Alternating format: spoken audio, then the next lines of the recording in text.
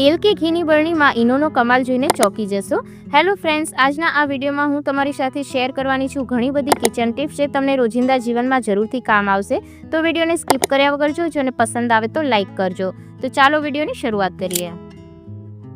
સૌથી પહેલી ટીપ છે દ્રાક્ષ માટેની। અત્યારે દ્રાક્ષની સિઝન ચાલી રહી છે તો માર્કેટમાં ઘણી બધી દ્રાક્ષ છે એ વેચાતી જોવા મળે છે આપણને।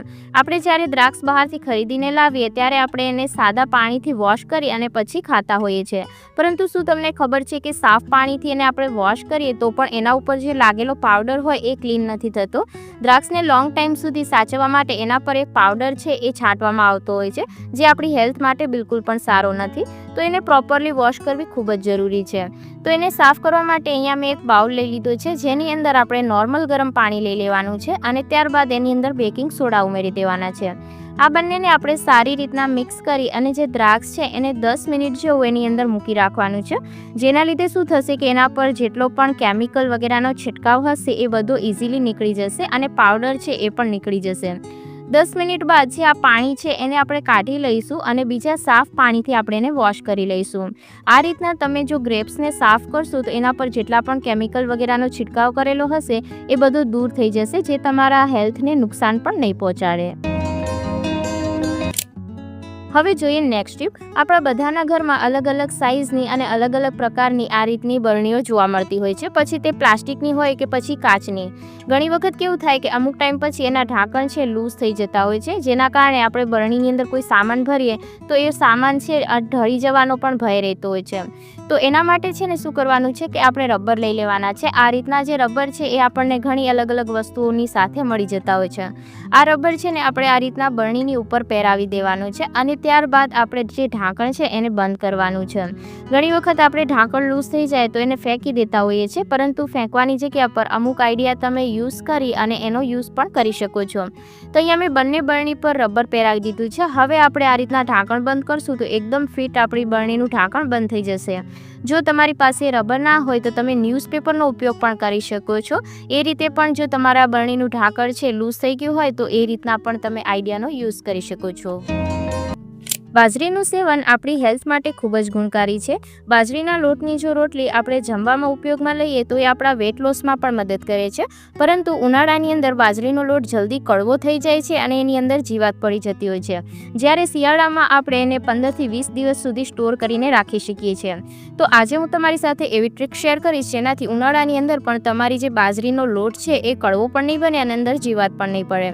જો તમે બાજરીના લોટનો ઉપયોગ ઓછો કરતા હોય તો તમે એને ફ્રીજની અંદર સ્ટોર કરી શકો છો।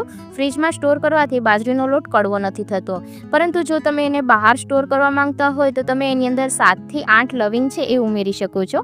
બાજરીના લોટની અંદર 7 થી 8 લવિંગ ઉમેરવાથી એની અંદર કોઈ પણ જાતની જીવાત નથી પડતી, તેમજ જે લોટ છે એ જલ્દી કડવો નથી થતો। તો ઉનાળામાં જો બાજરીના લોટને તમારે લોંગ ટાઈમ સુધી ફ્રેશ રાખવો હોય તો આ ટ્રીક જરૂરથી ટ્રાય કરજો। નેક્સ્ટ ટ્રીક છે લાઇટરને ક્લીન કરવા માટેની। લાઇટર છે આપણે કિચનમાં જ રાખતા હોઈએ છીએ। કિચનની અંદર આપણે જ્યારે જમવાનું બનાવીએ ત્યારે ઓઇલ જે ચીકણાહટ હોય એ બધી આ રીતના લાઇટર ઉપર પણ લાગી જતી હોય છે।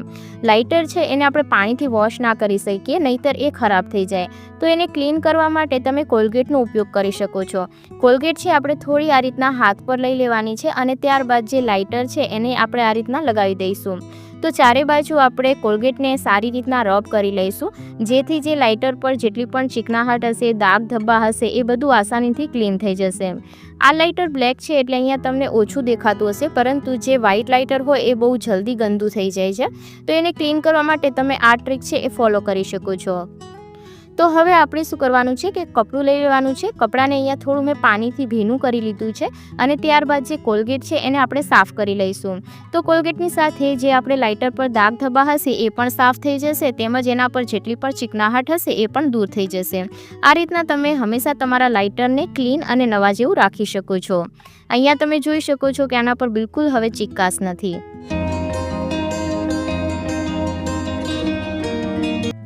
તેલ કે ઘી ભરવા માટે આપણે સ્ટીલની બરણીનો ઉપયોગ કરતા હોઈએ છીએ, પરંતુ થોડા જ સમયની અંદર આપણી સ્ટીલની બરણી બહારથી એકદમ ચીકણી થઈ જાય છે અને અંદરથી પણ સ્મેલ આવે છે, જેને ક્લીન કરવામાં આપણને ખૂબ જ વધારે સમય લાગે છે, તો પણ એની જે ચીકણાહટ હોય એ દૂર નથી થતી।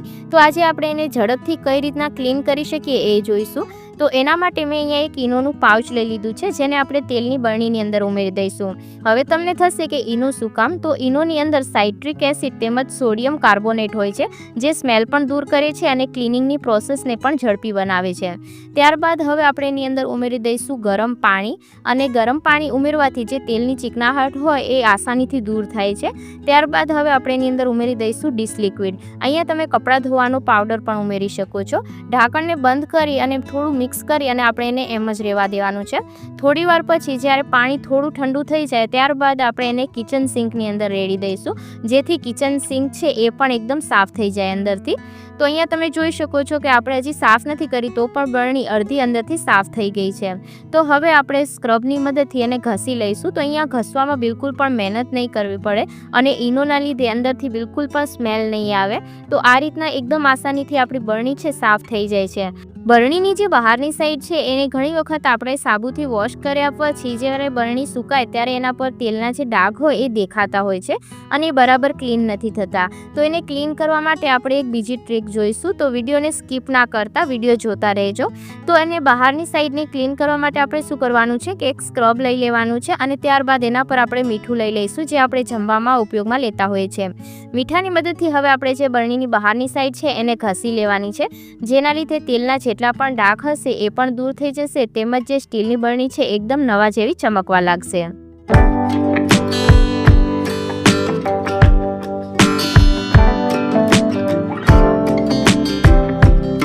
તો અહીંયા મેં એને 1 થી 2 મિનિટ જેવું ઘસી લીધું છે. હવે આપણે એને પાણીની મદદથી વોશ કરી લઈએ. આ રીતે તેલ કે ઘીની બરણીને તમે આસાનીથી ક્લીન કરી શકો છો. અંદરથી બિલકુલ સ્મેલ પણ નહીં આવશે, તેમજ જેટલી પણ ચીકણાહટ હશે એ આસાનીથી દૂર થઈ જશે. આજના વિડીયોમાંથી કઈ ટ્રીક તમને સૌથી વધારે પસંદ આવી એ મને કોમેન્ટ કરી અને જરૂરથી જણાવજો. અહીંયા તમે જોઈ શકો છો કે બરણી આપણી એકદમ સારી રીતના ક્લીન થઈ ગઈ છે. નેક્સ્ટ ટ્રીક છે સ્પોન્જ માટેની. આ ટાઈપના જે સ્પોન્જ હોય આપણા દરેકના ઘરમાં હોય છે. સ્પોન્જ છે આપણા ઘરના કામની અંદર અલગ અલગ રીતે આપણે ઘણી રીતના એને યુઝ કરી શકીએ છીએ, પરંતુ ક્લિનિંગની અંદર એનો ઉપયોગ સૌથી વધારે કરવામાં આવે છે. તો આજે હું તમારી સાથે એક એવી જ ટ્રીક શેર કરવાની છું. તો જો અહીંયા હવે આપણે લઈ લેવાનું છે કોઈ પણ ધારવાળું ચાકુ, અથવા તો તમે કટર લઈ શકો છો. આ રીતના આપણે સ્પોન્જની અંદર કટ લગાવી દેવાના છે. તો 3 થી 4 હું અહીંયા કટ લગાવી લઈશ અને એ રીતના કટ લગાવવાના છે કે બિલકુલ બહારની સાઈડ ના જવું જોઈએ, મતલબ એક જ સાઈડ આપણે કટ લગાવવાના છે. તો અહીંયા આપણે 3 થી 4 કટ લગાવી લઈશું.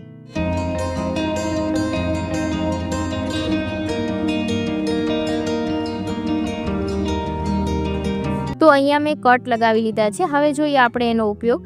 આપણા દરેકના ઘરની અંદર જે સ્લાઇડિંગ વિન્ડો હોય એની ક્લિનિંગ કરવી ખૂબ જ મુશ્કેલ થતી હોય છે, કારણ કે આપણે હાથની મદદથી સારી રીતે એની ક્લિનિંગ નથી કરી શકતા અને એની અંદર ધૂળ છે એ જમા થતી રહે છે.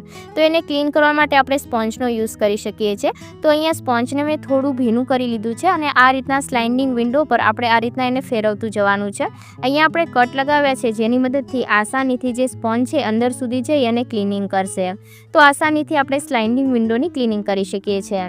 જો આજનો આ વિડીયો તમને હેલ્પફુલ લાગ્યો હોય તો વિડીયોને લાઇક જરૂરથી કરજો અને ચેનલ પર પહેલીવાર આવ્યા હોય તો જરૂરથી સબસ્ક્રાઇબ કરી દેજો. અહીંયા તમે જોઈ શકો છો કે જે સ્પોન્જ છે એના પર કેટલી ડસ્ટ આવી ગઈ છે. તો અહીંયા તમે વિન્ડોને પણ જોઈ શકો છો.